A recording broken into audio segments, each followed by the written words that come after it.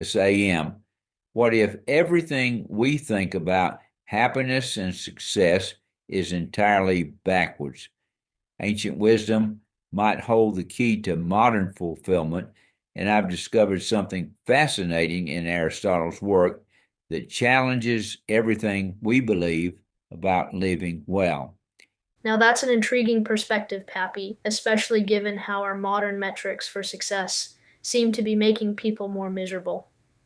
What specifically caught your attention? Well, Sam, it's a concept called eudaimonia that Aristotle wrote about, and get this, research shows that people who pursue this type of deeper fulfillment report 40% higher life satisfaction compared to those who chase traditional happiness markers like wealth or status.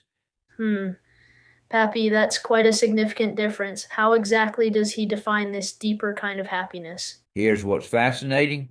Aristotle breaks it down into a practical framework called the doctrine of the mean, where every virtue sits between two extremes. Think of it like a psychological sweet spot.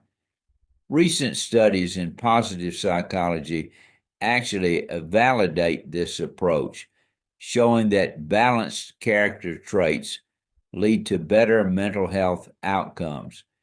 That reminds me of how modern therapists discuss the window of tolerance, that optimal zone between overactivation and shutdown. How does this play out in real life? Let me give you a concrete example. Take courage. Studies show that people who find the balance between reckless behavior and complete risk aversion are 60% more likely to achieve their long term goals. It's like this perfect middle ground between fear of missing out and fear. So it's really about finding that sweet spot in everything we do. Exactly.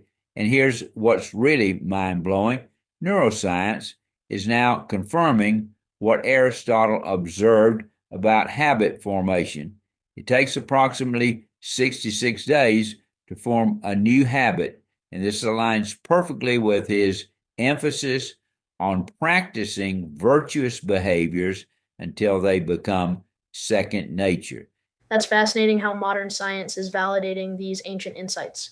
But what about our relationships? We're more connected than ever through technology, yet people report feeling increasingly isolated. Well, this is where Aristotle was truly ahead of his time. He identified three types of friendship, and recent research shows that people with what he called virtue friendships, those deep growth promoting relationships, have a 50% lower risk of depression compared to those with purely utilitarian social connections.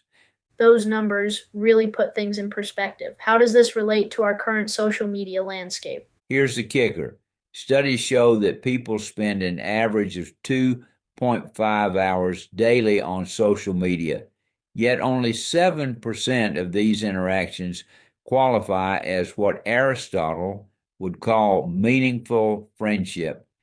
He argued that true friendship requires shared growth and mutual improvement. That certainly explains a lot about why we're feeling more disconnected despite being more connected than ever. And what's really interesting is when researchers applied Aristotle's framework to workplace relationships, they found that teams practicing his principles of virtuous friendship showed a 35% increase in productivity and innovation. Those are compelling statistics. But how do we actually implement these ideas in our busy modern lives? Well, the data suggests that even small changes can have significant impacts. People who spend just 15 minutes daily in what Aristotle called contemplation, focused reflection on their actions and choices, report a 25% increase in decision making confidence and life satisfaction. That seems surprisingly manageable. What other practical applications have you found? Here's something fascinating: companies that have implemented Aristotelian principles in their leadership training report a 45% reduction in workplace conflicts, and a 30% increase in employee engagement. It's about finding that balance between practical wisdom and theoretical understanding. Those are impressive results.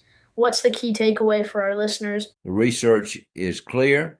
People who consciously practice Aristotle's balanced approach to virtue and friendship experience significantly better outcomes in both their personal and professional lives.